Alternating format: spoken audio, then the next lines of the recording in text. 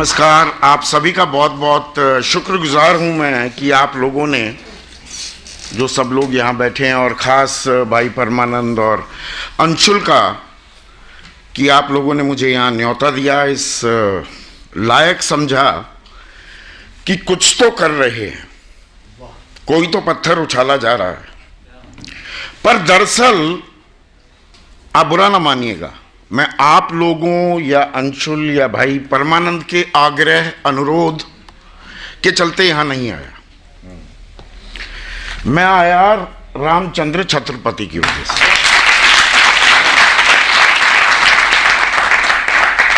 ये आजकल ऐसा दौर चल रहा है कि मीडिया के बारे में क्या कहा जाता है, पत्रकार क्या होता है, वॉच डॉग, प्रहरी कुत्ता,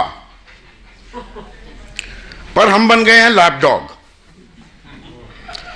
पर आज से 20 साल पहले भी पत्रकार थे, और उससे पहले भी, और आज भी हैं। पत्रकारों को आजकल कोसना एक शक्ल बन गया है, गोदी है जी, ये है जी, वो है जी। मैं अभी भी मानता हूं कि पत्रकारिता हां कमजोर पड़ी है, वो धार, वो ताकत, वो तेज, वो तीखापन हाँ थोड़ा कम हुआ है, लेकिन गायब हो गया, अदृश्य हो गया, ये मैं मानने को तैयार नहीं हूं। और मैं दरअसल रामचंद्र छत्रपति जी को ही सलाम करने के लिए यहां पर आया। अभी हैं, और छोटी तादाद नहीं है, बहुत पत्रकार हैं। आप दरअसल आज की तारीख में पत्रकारिता को मान रहे हैं जो चेहरा दिखता है, जो दिखता है वो बिकता है। तो 2-4 टीवी शोज शाम को, वो जो मुर्गे हम लड़वाते हैं, वो कॉक फाइट को ही आप एक्चुअल जर्नलिज्म मानकर चल पड़े हैं। ऐसा नहीं है। बहुत लोग हैं, और आजकल ये जो पोस्ट ट्रूथ वर्ल्ड है, आप पोस्ट ट्रूथ समझते हैं उसका मतलब? मैं यहां पर सिर्फ भाषण ही नहीं, मैं आपकी इन्वॉल्वमेंट भी चाहूंगा। आज के युग को पोस्ट ट्रूथ वर्ल्ड कहते हैं। पोस्ट ट्रूथ क्या होता है? कि आप उसी चीज को सच मानने को तैयार हो जाते हैं जो आपकी पसंद का हो, जो आपके ख्यालों से, आपकी जहनियत से, आपके विचारों से, आपके संस्कारों से, आपकी परंपराओं से मेल खाता हो। और आजकल इतनी दुकानें खुल पड़ी हैं, आदमी को यह नहीं मालूम कि किस दुकान पर सही माल बिक रहा है, और चर्चा हो जाती है गिनती की दुकानों की। ऐसा नहीं है। ना झुकने वाले पत्रकारों की अभी एक बड़ी तादाद है।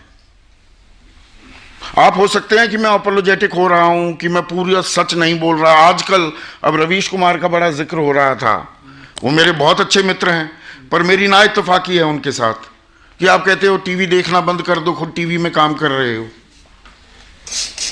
आप ऐसा दिखा देते हो कि आप इकलौते क्रूसेडर हो, आप ही अकेले लड़ रहे हो, या मैं ये कहने लगूं कि मैं अकेला ही लड़ रहा हूं। मैं इन बातों को नहीं मानता हूं। लड़ने वाले ये थे। हम रीजनल वर्नाकुलर जर्नलिज्म को बिल्कुल ही नकार देते हैं, हम सोशल मीडिया को बिल्कुल नकार देते हैं, हम इंडिपेंडेंट जर्नलिस्ट को बिल्कुल नकार देते हैं। हाँ हुंकार, वहां तक बात ठीक है कि वो जो बात है, क्योंकि आप 7-8-10 चैनलों को ज्यादा फॉलो करते हैं और आपको लगता है कि वही असलियत है और वही चीज सरकार उन्हीं को सुनती है। आज की तारीख में इस पोस्ट ट्रूथ वर्ल्ड में आपको भी ये देखना होगा, चश्मा उतारकर बहुत सारी चीजें देखने की जरूरत है। पर मैं ये यहां थोड़ा सा विषयांतर होने लगा। दरअसल आज का जो मुद्दा है वो गंभीर मुद्दा है, राजनीति का धर्म और धर्म की राजनीति। देखिए, जब देश का बंटवारा हुआ, तकसीम हुआ, उस वक्त एक मशहूर इतिहासकार थे KM अशरफ साहब। उन्होंने उस दौर में जो ये सांप्रदायिकता का बीज जो 80-20 हर बात पे आजकल देश में होने लगा है, ये बीज बहुत पहले बो दिया गया था। ये आज की देन नहीं है। ये खरपतवार की काट दिया आपने उसको, वो फिर उग गया। जड़ें हैं, जड़ें तो पहले ही घर कर गई थी, और उसमें आप भी और मैं भी, हम सब शामिल हैं। वो मैं थोड़ा सा उसे तफसील से आगे बताऊंगा। तो के.एम. अशरफ साहब ने इसको कहा था मजहब की सियासी दुकानदारी। दुकानें सज गई हैं और दुकानों में खरीदार आप भी हैं इन दुकानों के। जब मैं सिरसा में खड़ा होकर गुरमीत राम रहीम की बात करता हूं, और यहां पर वो सब लोग हैं जो गुरमीत राम रहीम, जो कि एक हत्यारा और बलात्कारी है और सजा याफ्ता है, सजा काट रहा है, बात वहीं तक महदूद नहीं रहती है। ये पूरे देश में, हमारे समाज में घर कर चुका है। गुरमीत राम रहीम से आपका 36 का आंकड़ा है, किसी और बाबा से आपको असीम स्नेह और प्रेम भी हो सकता है। यह होता आया है। जवाहरलाल नेहरू आनंदमयी मां के परम भक्त थे, क्योंकि वो जब उनसे मिलने जाते थे तो जवाहरलाल नेहरू की धर्मपत्नी कमला नेहरू, जो बहुत सालों से, दशकों तक वो बीमार रही, और कभी रानीखेत तो कभी यूरोप उन्हें ले जाना पड़ता था, तो आनंदमयी मां आती थी तो उनको सुकून मिलता था, तो वो भक्त हो गई। धीरेन्द्र ब्रह्मचारी की भक्त हो गई इंदिरा गांधी। देवराहा बाबा के भक्त थे राजीव गांधी, और उस भक्ति में ऐसे विलीन और मग्न हो गए कि 1986 में शाहबानो केस में सुप्रीम कोर्ट ने जो जजमेंट दिया था, और जजमेंट क्या था, कौन थी शाहबानो? एक मजबूर औरत, प्रताड़ित औरत, 5 बच्चों की मां, पति से बनी नहीं, मेंटेनेंस मांग रही थी। अदालत ने कहा कि दी जानी चाहिए। सरकार ने कानून ही बदल दिया। धर्म आड़े आ गया। मैं राजनीति और धर्म अभी एक पहलू को थोड़ा सा छू रहा हूं। मुसलमान खफा हो जाएगा, हुआ भी। All India Muslim personal law board मेरे ख्याल से 1974 में बना था। उन्होंने अपनी दुकान चलानी शुरू कर दी, तो कानून वापस ले लिया गया। मुसलमान खुश हो गए, हिंदू नाराज हो गए। अब हिंदुओं को कैसे ठीक किया जाए? बाबा देवराहा ने कहा बाबरी मस्जिद के ताले खोल दो। खोल दिया, ताले खुले, राम मंदिर लेकर उड़ गई बीजेपी। ये एक लाइन में पिछले 32 साल का मैं आपको धर्म की राजनीति का एक पहलू बता रहा हूं। पीवी नरसिम्हा राव आए, 13 भाषाओं के ज्ञानी, मौनी बाबा भी उन्हें कहते थे। पत्रकार लोग, बोलते बहुत कम थे। पॉलिसी ऑफ इनएक्शन को एक पॉलिसी ऑफ एक्शन बना दिया कि कोई काम ना करना भी तो बहुत बड़ा काम है, चुप्पी मारकर बैठ जाते थे। अटल बिहारी वाजपेयी उन्हें गुरु घंटाल कहते थे। 13 भाषाओं के ज्ञानी, और बहुत से लोग, मैं उनके जानने वालों को जाना, मैंने युवा था उस वक्त, वो कहते थे कि लगता है कि नरसिम्हा राव साहब कंफ्यूज हो जाते हैं, इतनी भाषाएं जानते हैं तो सिस्टम प्रोसेस नहीं कर पाता कि बोलूं तो किस भाषा में बोलूं, इसलिए चुप रहना ही पसंद करते हैं। अब वो थे भक्त चंद्रा स्वामी के, जो अदनान खाशगोगी जैसे कुख्यात आर्म्स डीलर को अपने परम भक्तों में माना करते थे। आलीशान आश्रम बन गया, तो जो बात मैं कह रहा था कि ये गुरमीत राम रहीम मारा, ये गुरमीत राम रहीम ये बीमारी नहीं है। बीमारी तो बहुत पहले घुस गई थी हमारे समाज में। ये एक मैनिफेस्टेशन है, एक भद्दी, एक और तस्वीर सामने जाहिर हो रही है, और इस खेल में सब जुड़े हुए हैं। 2017 से सुनारिया जेल में है ये गुरमीत राम रहीम, पर उससे पहले सजदा करने, मत्था टेकने कौन नहीं आया इसके सामने। 2007 में कांग्रेस का समर्थन किया, पंजाब के चुनाव हुए, फिर गुरु गोबिंद सिंह बनकर घूम रहा था, तो पंजाब में सिख समुदाय नाराज हो गया। उसमें शिरोमणि अकाली दल का भी हाथ था। राजनीति समझिए कैसे होती है। फिर वो शिरोमणि अकाली दल जो कि अहम घटक एनडीए का था, तो 2014 में गुरमीत राम रहीम हो गया बीजेपी वाला।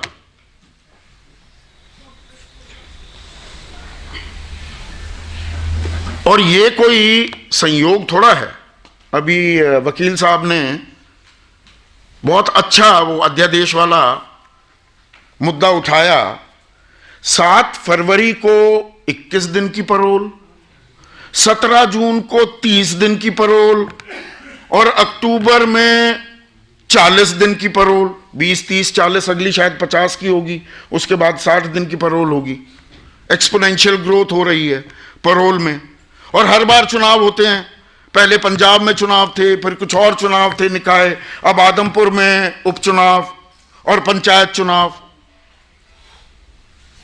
वो सही बोले वकील साहब कि good rapist and bad rapist बनाया जा रहा है। साष्टांग पड़े हुए हैं हमारे नेता। मंत्री जी लमलेट हैं, अध्यक्ष जी लेटे हुए हैं, मेयर, डिप्टी मेयर आए जा रहे हैं, सत्संग चल रहा है। किस बात का सत्संग?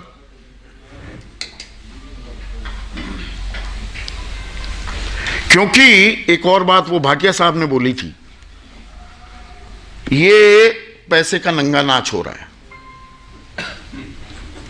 जो धर्म है ये सबसे बड़ा कारोबार बन गया है। मैं सदगुरु की बात भूल गया।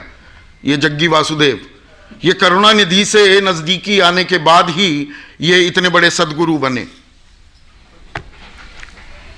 राजनीतिक प्रशय जब तक नहीं मिलता, पेट्रनेज नहीं मिलती, तब तक कोई बाबा बड़ा बाबा नहीं होता।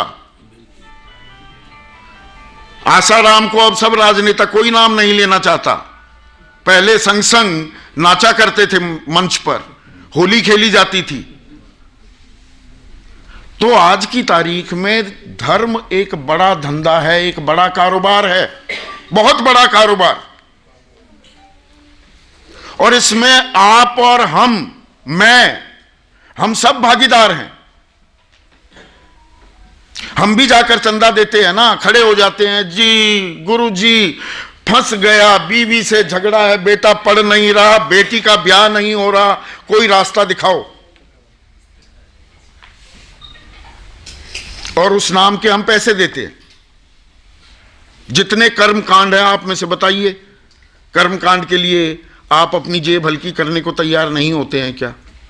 और ये जितने बाबा हैं इनके पास अकूत संपत्ति है, अकूत। वो गुरमीत राम रहीम हो, बाबा रामदेव हो, आसाराम बापू हो, सदगुरु हो, या जितने महामंडलेश्वर घूम रहे हैं, ऐसे ऐसे लोग महामंडलेश्वर बना दिए गए जो शराब का ठेका चलाते थे नोएडा में। महामंडलेश्वर बना दिए, हल्ला काटा गया तो हटाए गए। तो ये जो भाटिया साहब कह रहे थे, ये पैसे का नंगा नाच हो रहा है और हमें ये कनेक्शंस समझने होंगे। राजनेताओं को क्यों लगने लगा कि बाबा हमारे साथ आ जाएगा तो जनता भी साथ आ जाएगी? क्योंकि हर बाबा दावा करता है मेरे 2 करोड़ फॉलोअर्स, 4 करोड़ अनुयायी, फलाना दिखाना। तो कहीं ना कहीं आम आदमी उसे जो ये धर्म की अफीम चटा दी गई है, वो उस नशे में है। उसमें आप भी शामिल हैं, मैं भी शामिल हूं। ये जो खरपतवार है, ये और बढ़ता क्यों जा रहा है? इसके लिए भी हमें थोड़ा अतीत में जाना पड़ेगा। जब हम सांप्रदायिकता की बात करते हैं, मतलब ये धर्म से जुड़ा हुआ है, सांप्रदायिकता तभी तो आएगी जब धर्म फॉरफ्रंट पर आ जाएगा। मैं इसके लिए एक उदाहरण दूंगा। मैं एक बोर्डिंग स्कूल में पढ़ा, तो वहां तो धर्म तो दूर की बात, जाति भी नहीं पता होती थी, हमें पता ही नहीं था कौन क्या है। बोर्डिंग में थे, बाद में 12वीं के बाद पता लगा रहे उसका IIT में हो गया। अच्छा, वो SC था। यार वो पढ़ता तो कुछ खास नहीं था। अच्छा SC था, तो हमें तो ये भी नहीं पता था 12वीं तक। पर मैं ये कहूं कि किसी बच्चे को नहीं पता होता, मेरे बेटे को अभी धर्म का ध भी नहीं पता,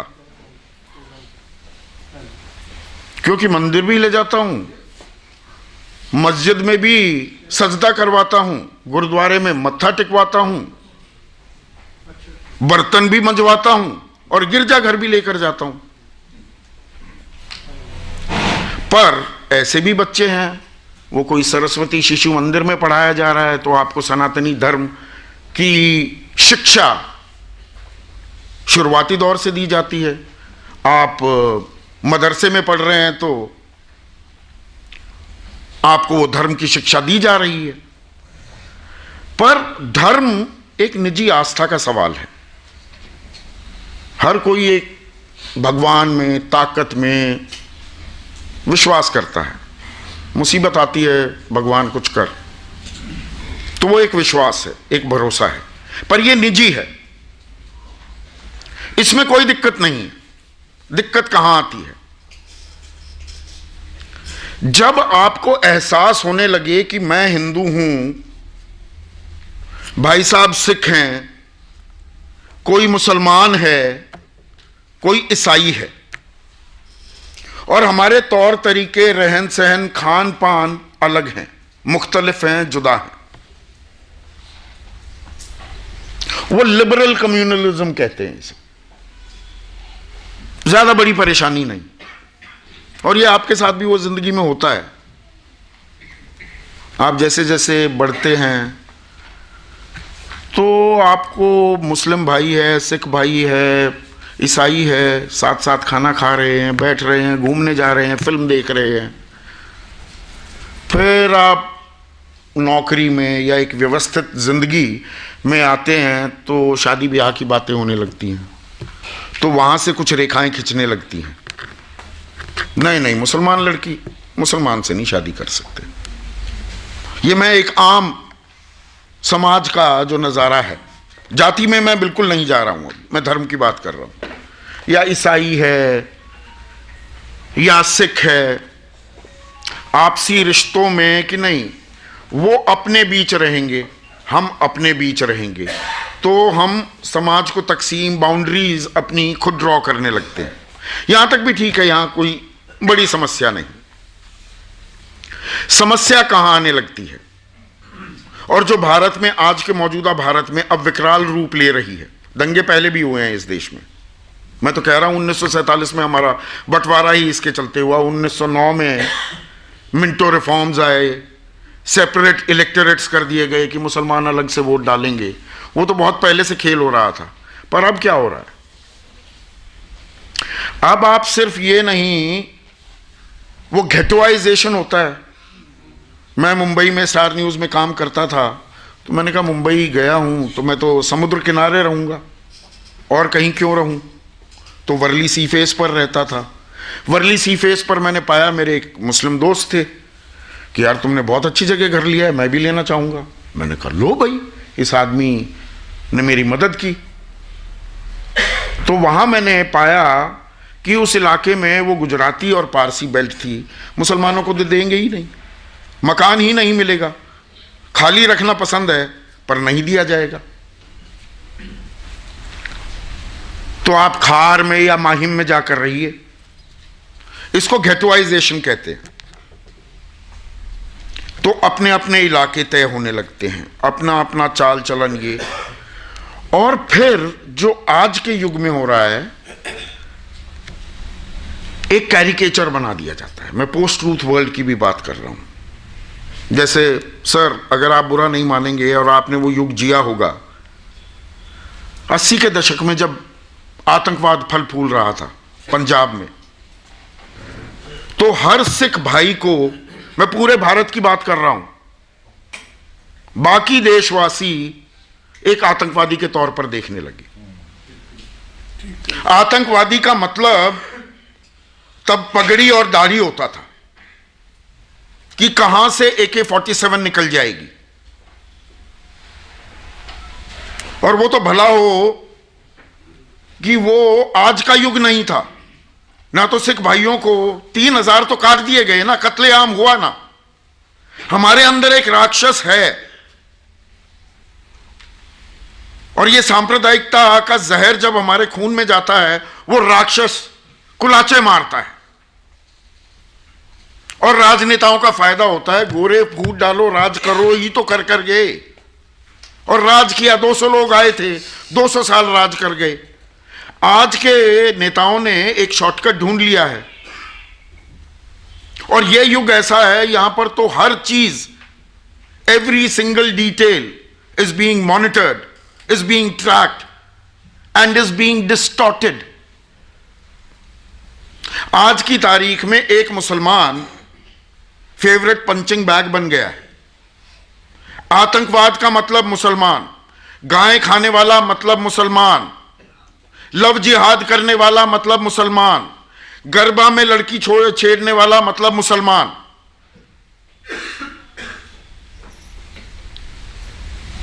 तो ये राजनीति धर्म का इस तरह से इस्तेमाल कर रही है। और ये जो चित्र, नैरेटिव बनाया जा रहा है, इसको साफ करने में सालों लग जाएंगे। मैं निराशावादी नहीं हूं, मैं बहुत आशावादी हूं। अभी भाई साहब ने एक कविता पढ़ी थी, हिरन। मैं अपने आप को हिरन नहीं मानता, मैं हिरन विरन नहीं हूं। मैं ना घास खाऊंगा और ना डरता फिरूंगा किसी से। और हिरन होकर काम या अपने घर को ही संभाल लो, उससे काम नहीं चलेगा। इसमें जन चेतना की भी जरूरत है। इन पाखंडियों की, बाबाओं की पोल खोलने की भी जरूरत है।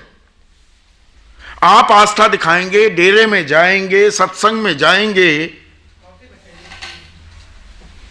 तो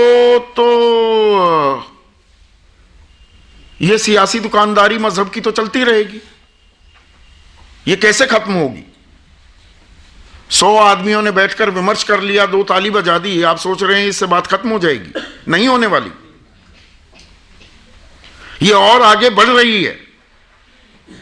सरकार जानती है, सत्ता तो बिल्कुल जानती है, और वो उसका बेजा इस्तेमाल कर रही है, और वो करती रहेगी।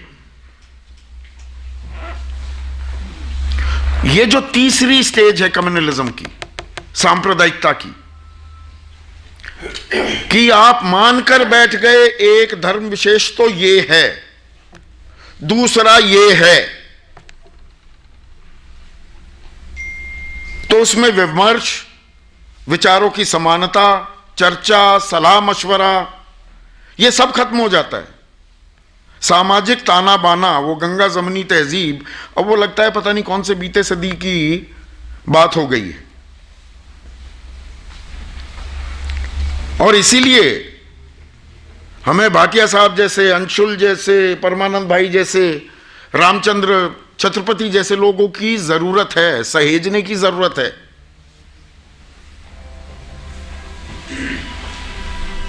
अब ये 5-6 साल पहले गुरमीत राम रहीम ने कोई एक फिल्म बनाई थी बड़ी, मैंने बल्कि इंटरव्यू भी किया। मैंने कहा ये क्या तमाशा लगा रखा है, आप गुरु हैं और ये क्या तमाशा, वो क्या गाना गुना था वो, हाँ, लव चार्जर, लव चार्जर। मैंने कहा ये कौन सा चार्ज दे रहे हैं भाई? तो खैर होटल में था, मैंने अपने अंदाज में जो सवाल पूछने थे वो पूछे।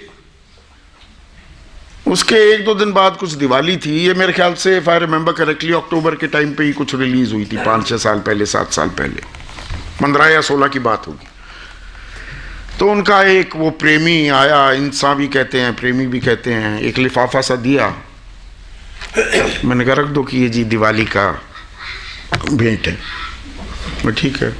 मैं उसके जाने के बाद खोला तो उसमें एक बड़ा महंगा सा मोबाइल।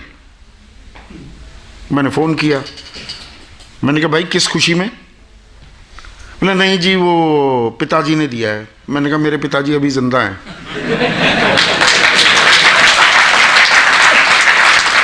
एक और पिता की जरूरत नहीं है। ये मैं गोदी मीडिया के लिए भी कहता हूं, मेरी मां भी जिंदा है अभी, और मां की गोदी से बड़ा सुख मुझे नहीं मिलता। आज भी गोदी में तान के सो जाता हूं, तो किसी और की गोदी की जरूरत नहीं, ना उसके बस की, मेरा भार नहीं उठा पाएगी और कोई गोदी। तो वो लौटा दिया। पर इसमें आप बात समझिए, यही पावर है कि जी आपको लालच दे दिया। वो लालच की भी बात हो रही थी ना बीच में कि जी खरीदा जाए जी रामचंद्र छत्रपति को, कि जी वो एक चमकीले कपड़ों वाले साधु मिले और उन्होंने कहा कि नहीं कीमत सबकी होती है। तो ये जब कीमत लगने लगती है और उसको एक्सेप्ट आप करने लगते हैं, प्रॉब्लम वहां हो जाती है। और वहीं पर धर्म की भी और राजनेताओं की भी बल्ले बल्ले हो जाती है। तो सिर्फ इन लोगों को या इस बात की विवेचना, राजनीति और धर्म के संबंध, ये तो हम कब से जानते हैं, पूरा दिन लगा सकते हैं, पूरे दिन में बोल सकता हूं। पर ये हो रहा है ना, ये खेल चल रहा है, राजनीति का खेल भी चल रहा है और हम भी खेल रहे हैं।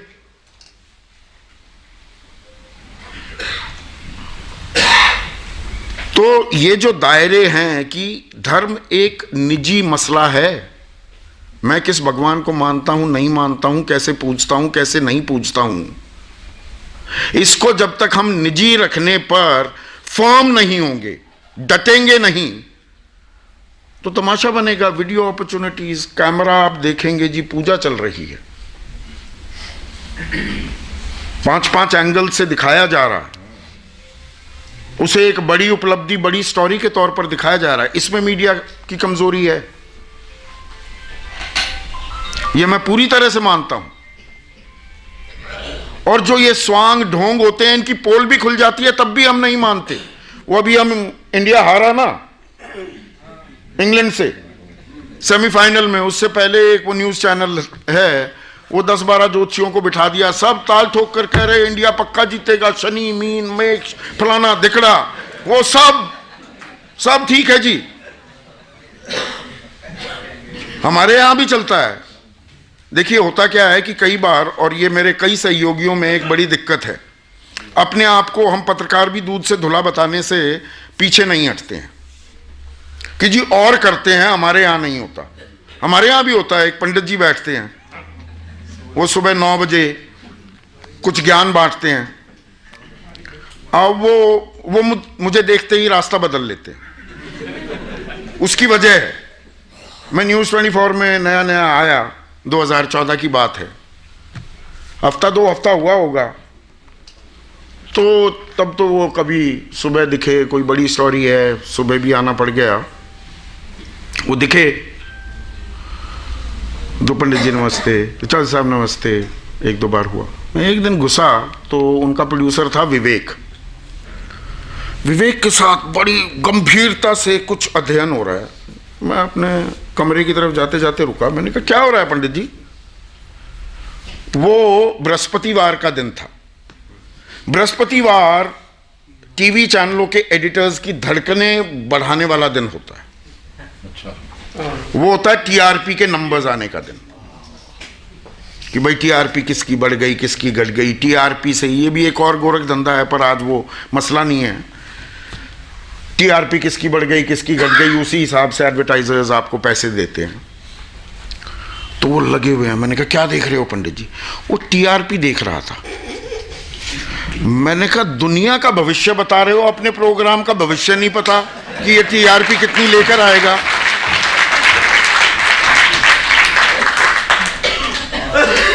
दुनिया का बता रहे हो, आपकी विदेश यात्रा का लगन बन रहा है, आपकी बेटी फर्स्ट आएगी, आपका ये हो जाएगा, कारोबार में फायदा हो जाएगा, नुकसान हो जाएगा, अपनी टीआरपी का पता नहीं, वो मुझे देखते ही भाग जाते हैं। अब ये सिलसिला पिछले 7 सालों से चल रहा है। तो coming back to the point, जो ये राजनीति का धर्म क्या है? वो तो जब तक हम राजनेताओं पर, हम जनता जनार्दन हैं, ये जो बटन दबाने का हक दिया हुआ है, यही देश की और आपकी और समाज की तकदीर और तस्वीर का फैसला करता है। हम इसे उतनी गंभीरता से नहीं लेते, आप में से कुछ लेते होंगे, पर हम इसे ठीक है कर देंगे, अरे ये इसने अच्छी तरह से बात नहीं की मेरे से, इसको बताऊंगा मैं। बहुत हल्के मसलों पर हम तय कर देते हैं। जो ये जनता जनार्दन है ना, जो असल, what is democracy? It is of the people, for the people, by the people. राजनेताओं ने क्या कर दिया है? It is of the politicians, for the politicians and by the politicians. Democracy की परिभाषा ही बदल दी है। We are no longer there. आम आदमी का कोई लेना देना ही नहीं। We are being taken for granted कि जी आएंगे, वो एक को छोड़ देंगे, वो परोल, वो सत्संग करेगा, लोग आ जाएंगे। फलानी जगह जाएगा, यहां पर ये आबादी है, यहां हिंदू मुसलमान कर देंगे, कहीं पे सीए एनआरसी कर देंगे, कहीं पे यूनिफॉर्म सिविल कोड कर देंगे, कहीं पर सॉफ्ट हिंदुत्व आ जाएगा, कहीं पे हार्ड हिंदुत्व आ जाएगा, कहीं पे कोई हनुमान चालीसा गाने लगेगा, सुनाने लगेगा, कहीं पे दुर्गा पाठ होने लगेगा। तो भाई महंगाई, बेरोजगारी, युवा बेरोजगार हो रहा है, डेमोग्राफिक डिविडेंड की बात हो रही थी, stand up India, startup India, skill India, कहां गई वो बातें? क्यों किसान 27 रुपए प्रतिदिन कमा रहा है? एमएसपी को कानूनी जामा क्यों नहीं देते? 2011 में मनमोहन सिंह को चिट्ठी लिखी जा रही थी as chairman of the working group on consumer affairs कि इसको वैधानिक दर्जा दिया जाए। कल हमने 1 साल मनाया, कानून निरस्त कर दिए गए, उसकी घोषणा हुई थी। क्या मिला 1 साल में? मैंने कल यही कार्यक्रम किया, आंदोलन की जीत, किसान की हार। किसान को क्या मिला? 110 रुपए का इजाफा गेहूं की एमएसपी में, 5.25% का इजाफा। आप यहां पर बहुत सारे लोग किसानी से जुड़े हुए हैं, 20 से 25% लागत नहीं बढ़ गई क्या किसान की? पल्ले हाथ दे दिया 5%, 7% तो महंगाई दर चल रही है। पर उन्हें पता है कि चुनाव आएंगे, ये हमारे किसान भाई कुछ इस डेरे के, कुछ उस डेरे के, कुछ सिख, कुछ हिंदू, कुछ फलाना, कुछ दिकड़ा, किसान को धर्म पे बांट देंगे और वोट ले जाएंगे। तो देखिए, ये बड़ा आसान हो जाता है मजमा लूटने के लिए। कोसो, गाली दे दो, ये नेता ऐसे, ये बाबा ऐसे, ये धर्म ऐसा। अरे आप कैसे हो? अपने गिरेबान में तो झांको। यहां आप अपनों पर पड़ी छत्रपति जी की हत्या, कत्ल किया गया, तो वो पीड़ा है। पर ये तो एक छोटा सा, बहुत ही समाज का एक मिनिस्क्यूल प्रोपोर्शन।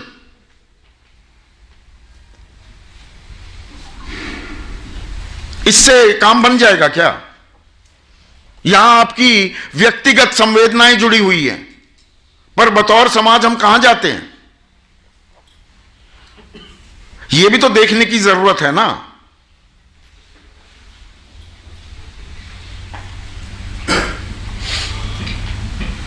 कोरोना काल चल रहा है,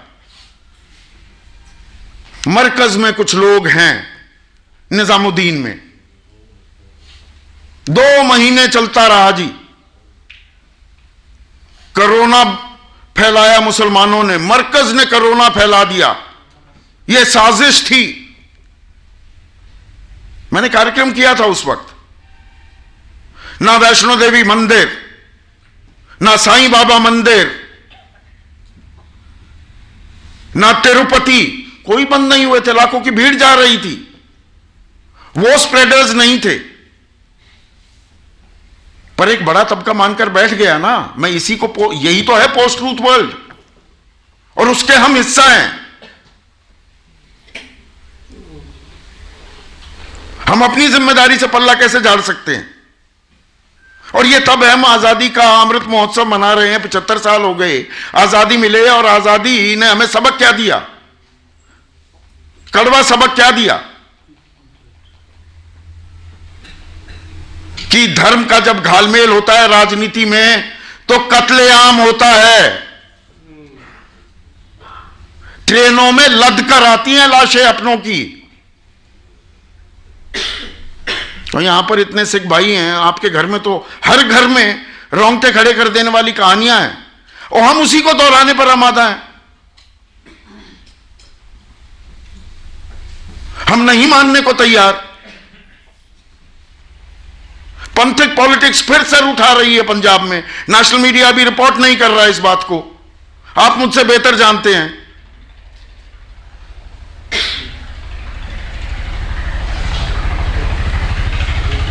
और असहज कर दिया है हमने। हम आपस में सहज होना बंद हो गए हैं राजनीति और इस धर्म के घालमेल में। अब मुसलमान को हिंदू इलाके में आने में डर लगने लगा है। 1 मिनट की बात है, आप जा रहे हैं, जैसे यहां पर आप लोगों ने उदाहरण दिए कि भाई छत्रपति जी पे SC/SC एक्ट में जो आपने उदाहरण दिया, अब आज की तारीख में कोई भी एक मुसलमान मतलब कोई टोपी वाला दाढ़ी वाला मुसलमान कोई खड़ा होकर कह दे कि ये बदतमीजी कर रहा था, उसी टाइम FIR दर्ज हो जाएगी ना। ये आज की कड़वी हकीकत है ना। जैसा 80 के दशक में आप किसी भी सिख को कह दो ये तो खालिस्तानी, और उसके घर को जला दो, सामान उठाकर लेकर भाग जाओ। जो आपके बीच सालों से रह रहा था, मैं गुड़गांव में था, मेरे फादर वहां पर पोस्टेड थे, और वहां एक सरदार जी थे और अब भी हैं, और सबसे बेहतरीन जलेबी अगर कहीं मैंने खाई है तो वो सरदार जी की जलेबी थी। खौलते तेल में, घी में, देसी घी में जलेबी बनाते थे। आग लगा दी, अपनों ने आग लगा दी दुकान में। तो हमारे अंदर एक वो जानवर है। अब उस जानवर को आप हिरण की शक्ल देना चाहते हैं, बाघ की शक्ल देना चाहते हैं, या एक राक्षस या दानव, ये तो हमें करना पड़ेगा ना, ये हमें सोचना पड़ेगा। और जहां तक डराने धमकाने की बात है, देखिए बहुत से लोग, फिर मैं उस बात पर आऊंगा, थोड़ी महानता का चोगा चोला ओढ़ने की सबको एक थोड़ी दिल्ली तमन्ना होती है, थोड़ा बढ़ा चढ़ाकर भी हम कहते हैं बातों को। अभी मेरा परिचय देते हुए कहा गया, इस दौर में सवाल पूछने की हिम्मत है, ताकत है, धारदार तरीके से पूछते हैं, किसी का पीछा नहीं छोड़ते। मैं आप सबके सामने खुले मंच पर यह कह रहा हूं, मुझे आज तक कोई धमकी नहीं आई। आज तक मुझे किसी ने कोई धमकी नहीं दी, ना मेरे ऊपर आज तक यह दबाव आया, ये खबर मत कर देना, ये चर्चा मत करना, इस तरह के सवाल मत पूछो। कई बार सहूलियत जो ये शब्द है ना, हम अपनी कमजोरियों को ढांकने के लिए इसका बड़ा आसानी से इस्तेमाल कर लेते हैं। Politics of convenience. अब जी क्या करें, ऊपर से बड़ा दबाव आ रहा है। प्रधानमंत्री मोदी को कोई और काम नहीं, 2-4 एडिटर्स को वो फोन करते घूम रहे हैं, ये खबर मत चलाना और ये खबर चला देना। ये अमित शाह के पास और कोई काम नहीं है। ये ऐसा एक बना दिया गया है अपनी नाकामियां, अपनी नपुंसकता को छिपाने के लिए कि जी ऊपर से दबाव है। अरे दबाव तो हर चीज का होता है, माता पिता का भी दबाव होता है और मैं अपने पिता पर दबाव डालता हूं। This part and parcel of life.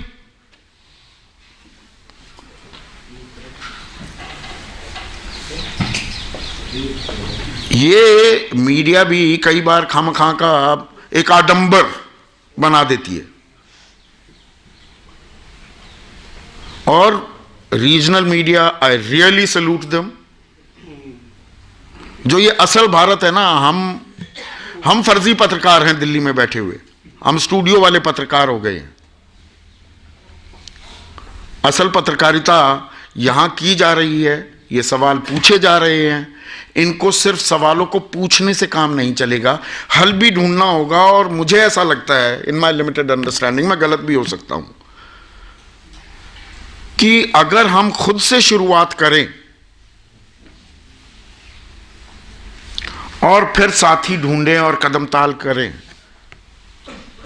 एक एक करके ये कारवां बनेगा, बदलाव भी आएगा। सिर्फ गाली देकर ताली बटोरने से काम नहीं चलने वाला है। शुक्रिया।